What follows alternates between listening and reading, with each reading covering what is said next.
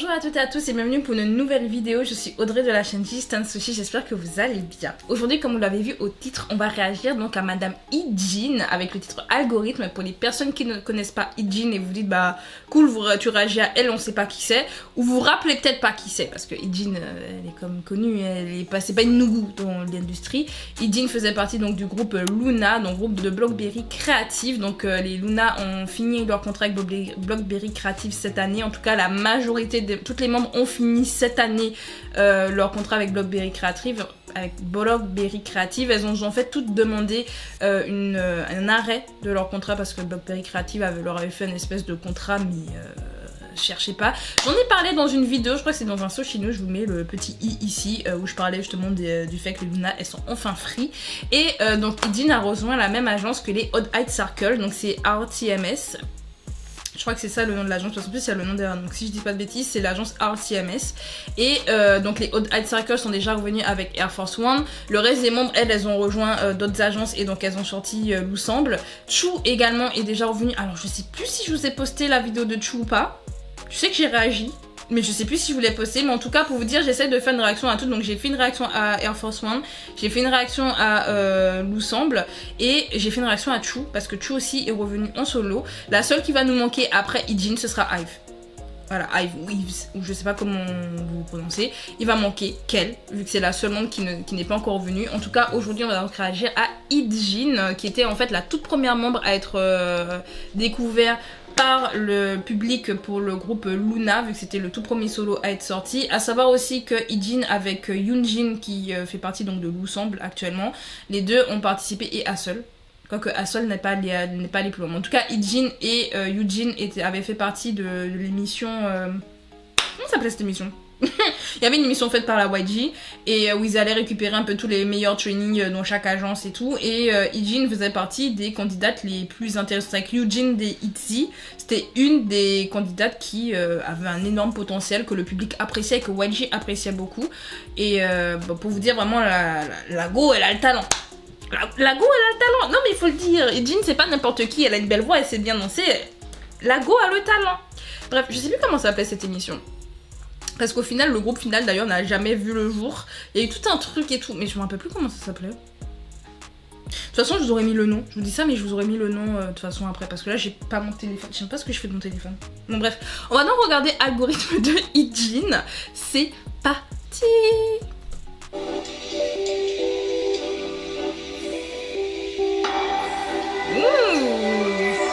Vraie princesse.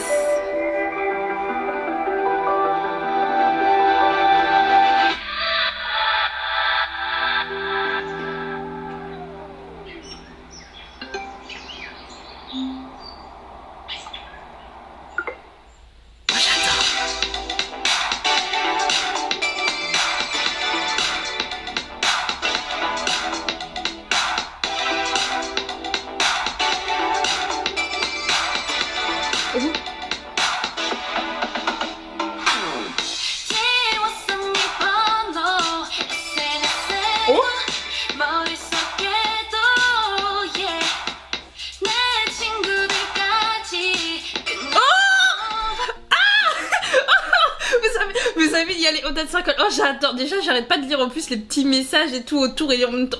Non, mais il se passe trop de choses. Oh mon dieu. Et on regarde les Odd Height Circle.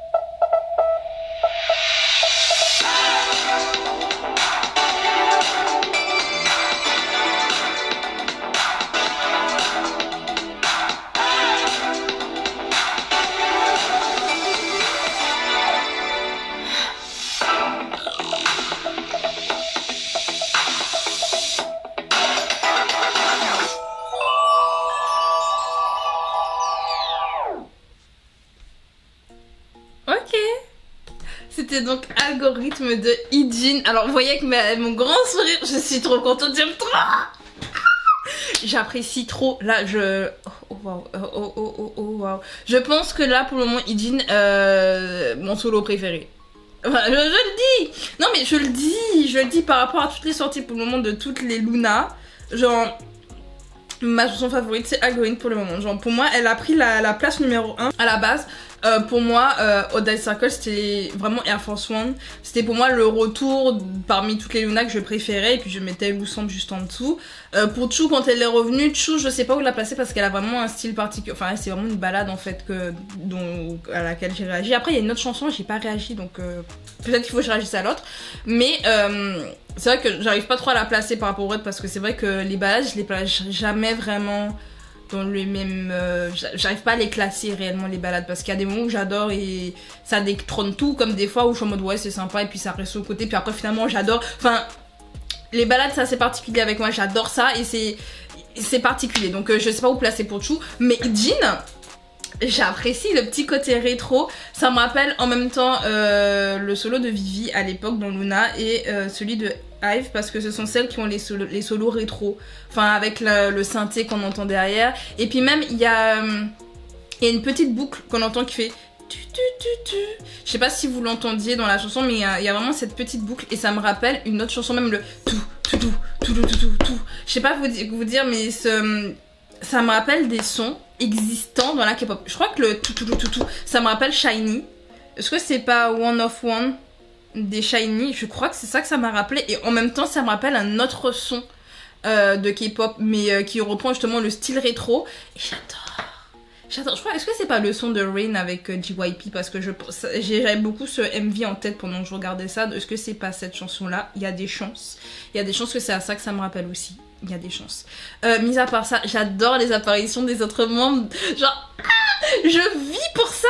Mais je vis. Déjà dans Air Force One, quand Ijin elle apparaissait, j'étais pas bien. Ah, mais j'étais pas bien. J'étais en mode, oh mon dieu, il y a Ijin. Mais là, les Oddai Circle sont apparus. Hassel, ma fave, est apparue. Non. Mis à part ça, donc là, c'était une chanson de rupture. Ça paraît pas.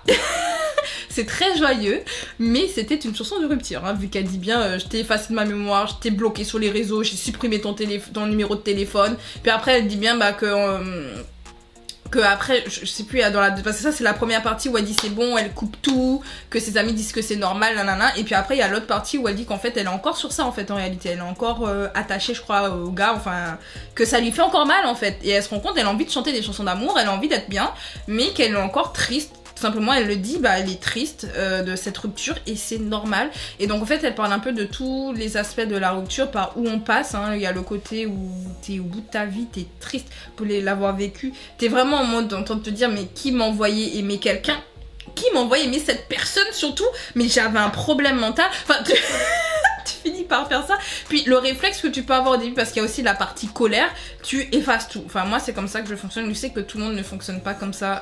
J'en parlais avec une pote, si elle regarde la vidéo, salut. Mais je sais qu'elle regarde pas mes vidéos de K-pop, elle regarde plutôt mes let's play, mais bon bref. Mais je sais qu'on en parlait récemment et je disais que moi dans ma manière vraiment de gérer les ruptures pour aller mieux, je supprime la personne de partout, je la bloque, je fais tout parce que le problème c'est quand tu sors avec quelqu'un et que vous vous contactez par les réseaux, bah les réseaux sociaux partent du principe que vous êtes bien ensemble. Donc ils vont toujours te reproposer les posts de cette personne là, genre les premiers arrivés dans tes stories.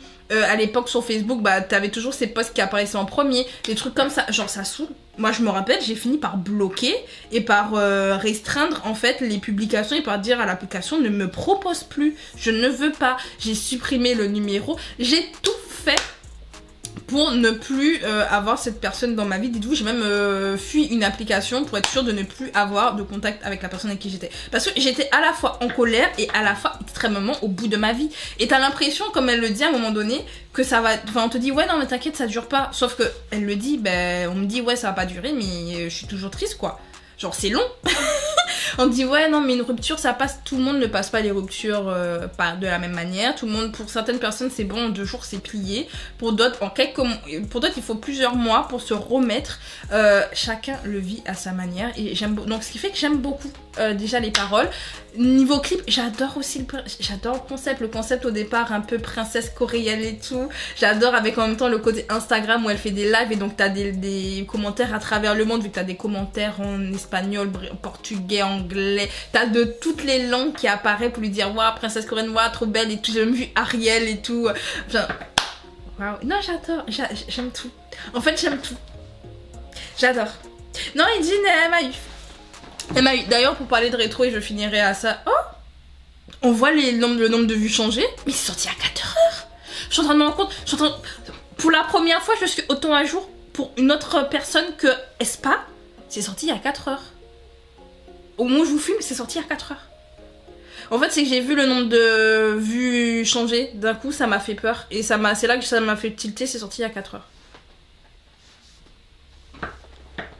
Donc, je pense que je la sortirai donc bientôt.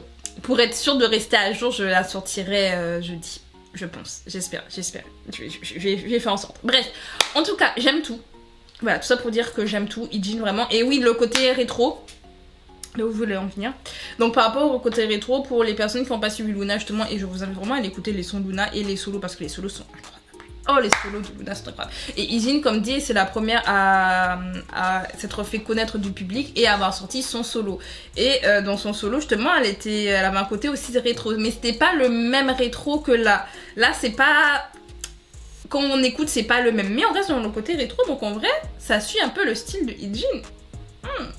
Bref, en tout cas, qu'est-ce que vous pensez d'Algorithme? Dites-moi ça en commentaire. Si vous aimez la vidéo, pensez à mettre un like, pensez à vous abonner pour ne rien rater. Et on se dit à bientôt, c'était Audrey, prenez soin de vous. Salut!